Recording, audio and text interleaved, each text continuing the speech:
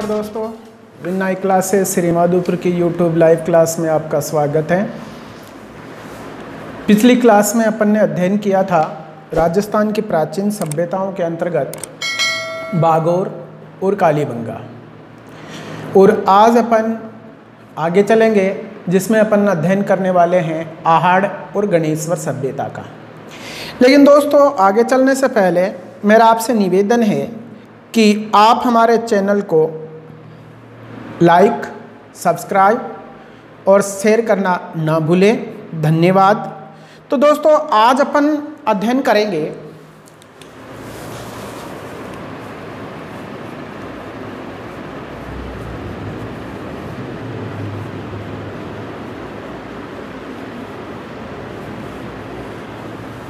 आहाड़ सभ्यता का।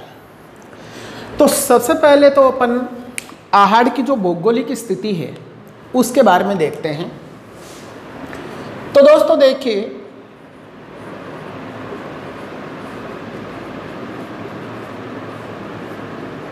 आहाड़ की भौगोलिक स्थिति। आहाड़ राजस्थान के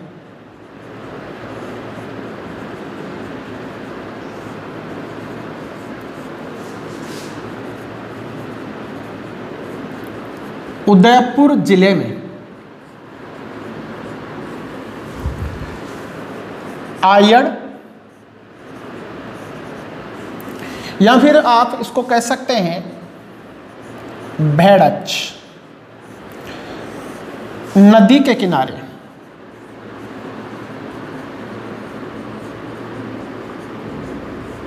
स्थित है।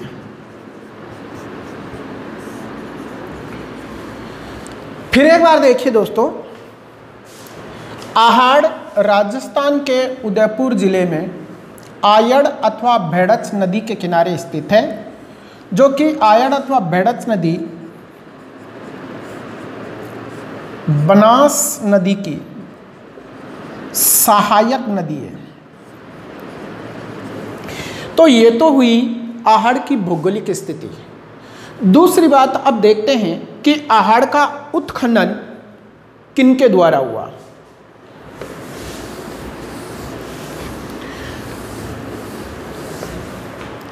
तो आहाड़ का उत्खनन 3 लोगों के नाम लेंगे। सर्वप्रथम देखते हैं 1953 में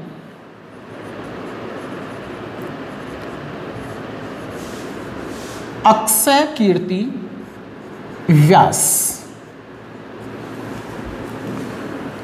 1956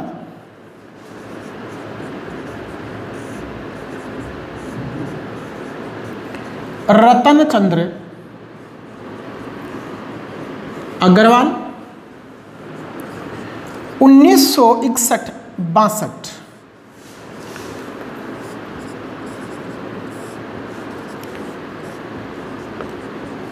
HD सांकलिया, जिसे आप कह सकते हैं हंसमुख धीरज लाल सांकलिया।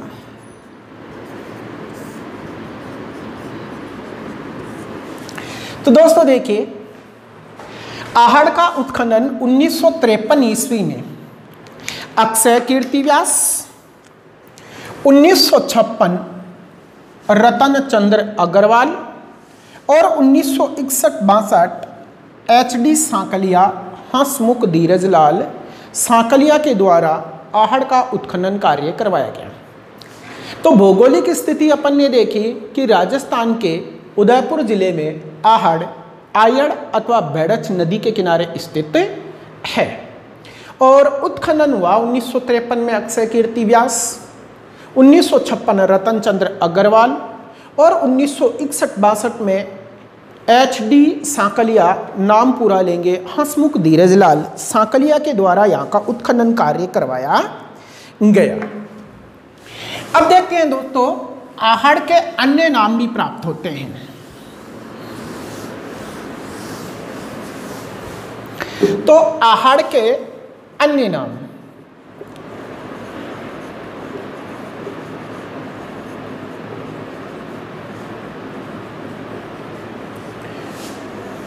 सर्वप्रथम लेंगे देखिए आहड़ के अन्य नामों में स्थानीय लोग,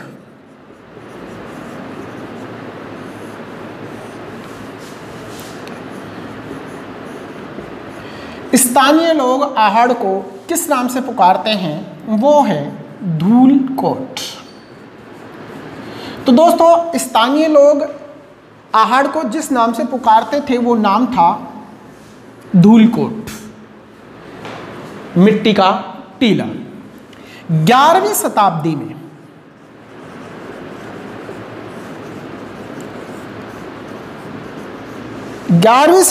में आहड़ का नाम आघाटपुर, यह भी प्रचलन में रहा है। आहड़ को ताम्रवती नगरी के नाम से भी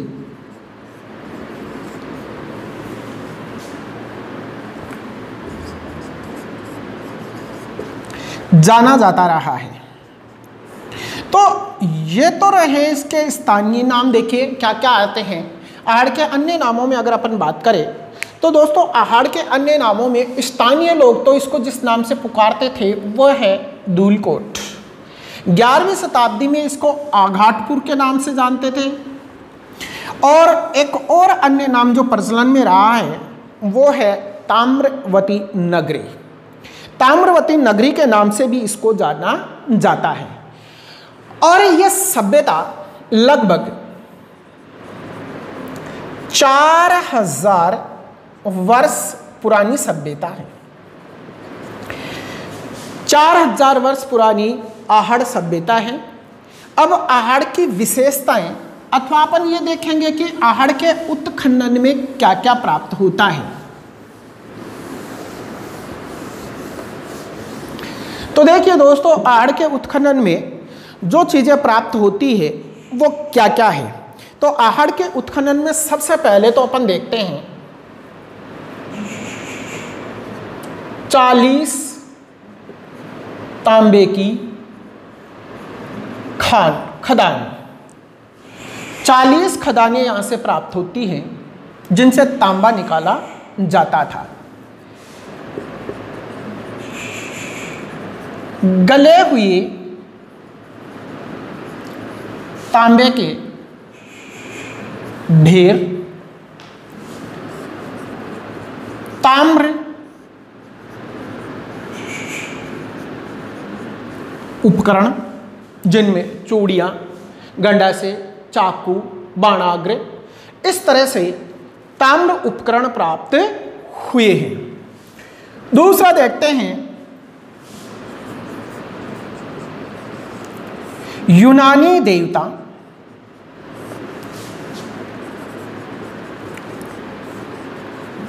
अपोलो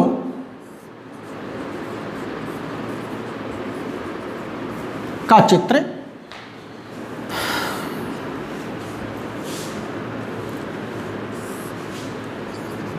बनासियन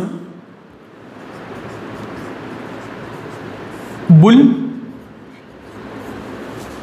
टेरिकोटा से निर्मित एक सांड की आकृति प्राप्त होती है जिसे बनासियन बुल का नाम दिया गया है। अंजन लगाने की सलाइयां,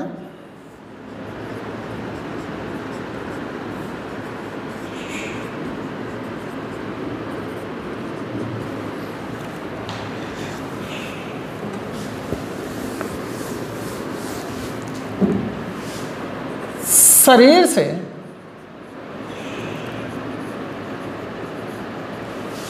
मैल छुड़ाने के जाबे, मिट्टी से निर्मित,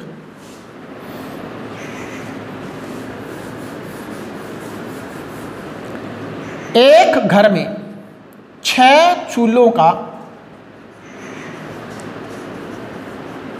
समूह है, चक्की के पाठ।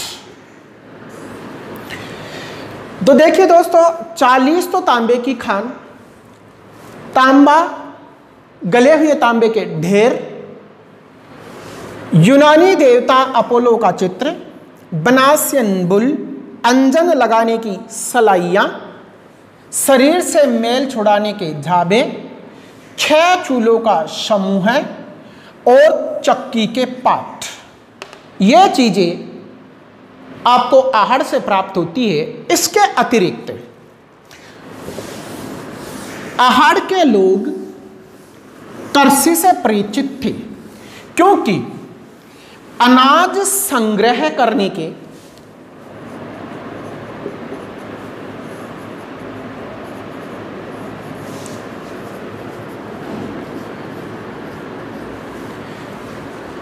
मिट्टी से निर्मित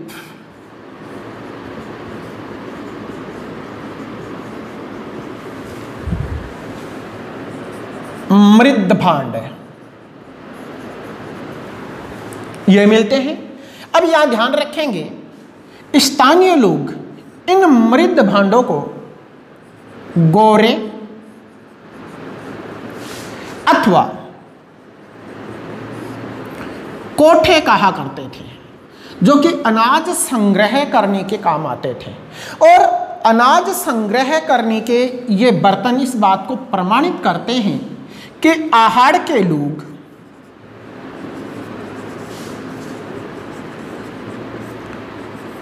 कृषि कार्य से परिचित थे।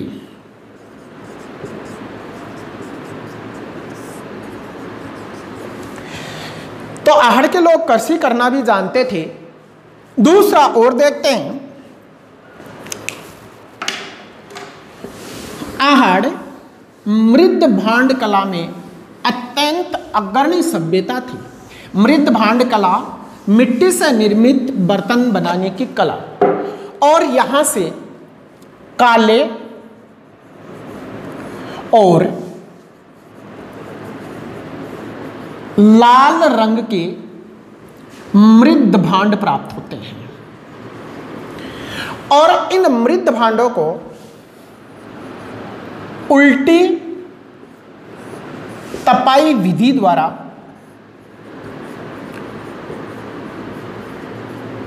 आग पर पकाया जाता था। इसके अतिरिक्त आहड़ के घरों का निर्माण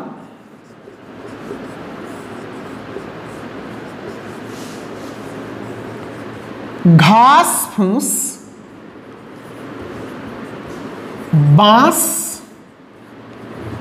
और मिट्टी से किया जाता था। तो आहड़ के जो घर थे वो घास फूस, बांस और मिट्टी के द्वारा निर्मित थे। तो दोस्तों ये थी आहड़ सभ्यता। इसमें अपन ने अध्ययन किया कि आहड़ राजस्थान के उदयपुर जिले में आयड़ अथवा भेड़च नदी के किनारे स्थित है। उत्खनन करने वाले 1953 में अक्षय कीर्ति व्यास, 1956 में रतन चंद्र अग्रवाल, 1961-62 में HD सांकलिया के द्वारा यहाँ का उत्खनन कार्य करवाया गया। स्थानीय लोग इसे धूलकोट, 11वीं शताब्दी में इसे आघाटपुर अथवा आघाटपुर दुर्ग के नाम से भी इसको जाना जाता था।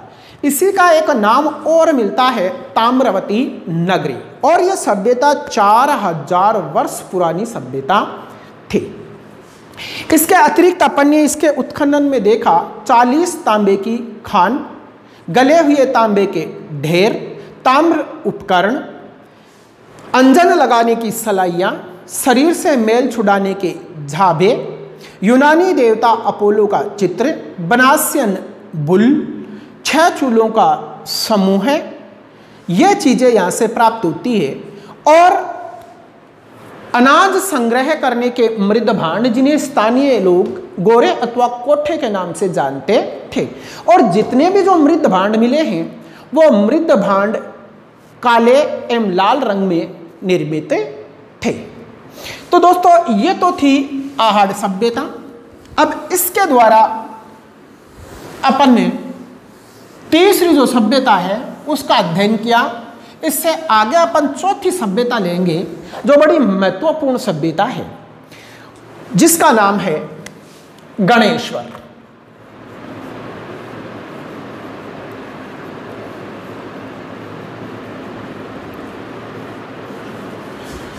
गणेश्वर सभ्यता में चलने से पहले मेरा आपसे निवेदन है, कृपया आप हमारे चैनल को सब्सक्राइब, लाइक एंड शेयर करना ना भूलें। धन्यवाद। तो अब देखते हैं गणेश्वर सभ्यता। तो सर्वप्रथम गणेश्वर की अपन भौगोलिक स्थिति देखते हैं।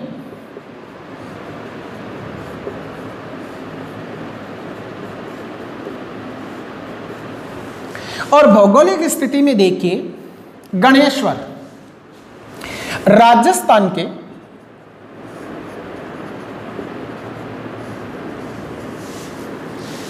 सीकर जिले कि नीम का थाना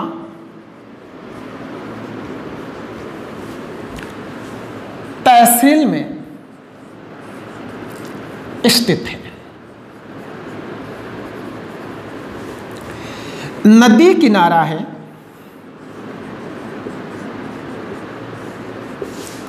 कांतली,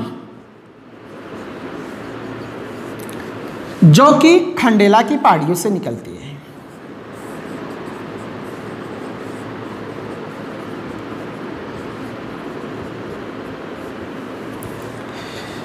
तो भौगोलिक स्थिति में देखिए, गणेश्वर राजस्थान के सीकर जिले की नीम का थाना तहसील में स्थित है। नदी किनारा कांतली है और कांतली कहाँ से निकलती है? खंडेला की पहाड़ियों से निकलती है। यह तो ही इसकी भौगोलिक स्थिति। अब बात करेंगे इसकी खोज एवं उत्खनन। तो दोस्तों, खोज एवं उत्खनन 1977 ईस्वी में R.C. अग्रवाल, रतन चंद्र अग्रवाल के द्वारा यहां का उत्खनन कार्य करवाया गया। दूसरा, अब अपन इसकी विशेषताओं के बारे में अध्ययन करेंगे।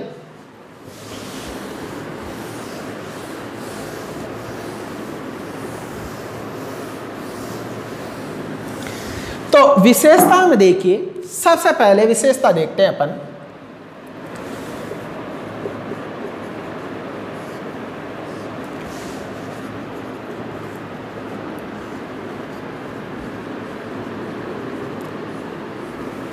ताम्रयुगीन सभ्यताओं में सबसे प्राचीन सभ्यता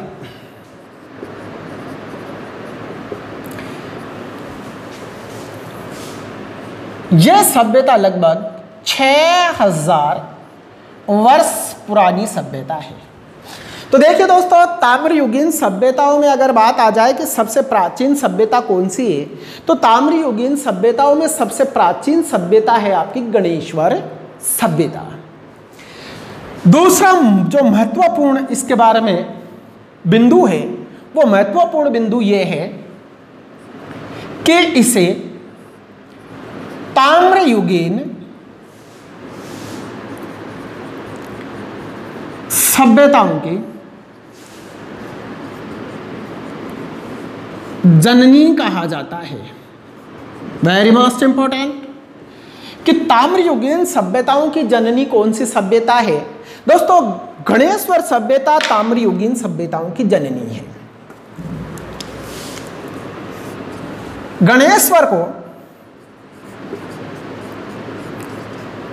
पुरातत्व का पुष्कर भी कहा जाता है। तो दोस्तों देखिए, ताम्रयुगीन सभ्यताओं में अगर सबसे प्राचीन सभ्यता है तो वो है गणेश्वर सभ्यता। गणेश्वर सभ्यता कितने वर्ष पुरानी है? लगभग 6000 वर्ष पुरानी है। ताम्रयुगीन सभ्यताओं की जननी कौन सी सभ्यता है? गणेश्वर सभ्यता है। पुरातत्व का पुष्कर किस सभ्यता को कहा जाता है? गणेश्वर को कहा जाता है। दोस्तों देखिए, गणेश्वर सभ्यता से क्या प्राप्त होते हैं?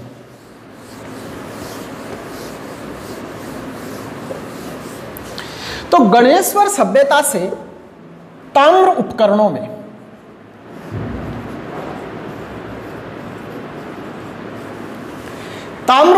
में देखिए क्या क्या मिलता है।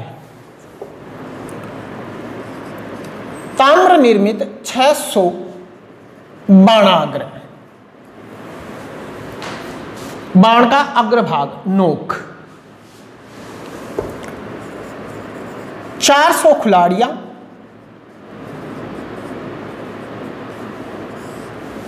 तांबे से निर्मित है, यह चीजें प्राप्त होती है। तथा कांतली नदी में पत्थरों से निर्मित एक आकृति प्राप्त हुई है, जिसे विद्वान कहते हैं कि गणेश्वर सभ्यता के लोग बांध बनाने की कला से परिचित थे। अर्थात गणेश्वर के लोग बांध बनाना जानते थे। गणेश्वर के घरों का निर्माण पत्थरों से हुआ है। पत्थरों से निर्मित थे गणेश्वर के घर।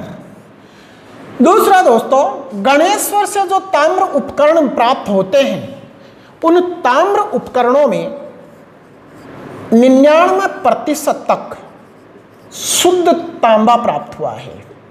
शुद्ध तांबा प्राप्त होता है गणेश्वर के प्राप्त उपकरणों में। दूसरा, कार्बन 14 C14 विधि से यह ज्ञात होता है कि गणेश्वर के लोग सिंधु घाटी सभ्यता के लोग गणेश्वर से तांबा आयात करते थे। अर्थात गणेश्वर से सिंधु घाटी सभ्यता को तांबा निर्यात किया जाता था। तो दोस्तों यह थी आहड़ और गणेश्वर सभ्यता। आज के लिए इतना ही। फिर मेरा आपसे एक निवेदन है कि कृपया आप हमारे चैनल को सब्सक्राइब, लाइक एंड शेयर करना ना भूलें। धन्यवाद। आगे की क्लासों में अपन अन्य क्षेत्रों के बारे में अध्ययन करेंगे। तब तक नमस्कार।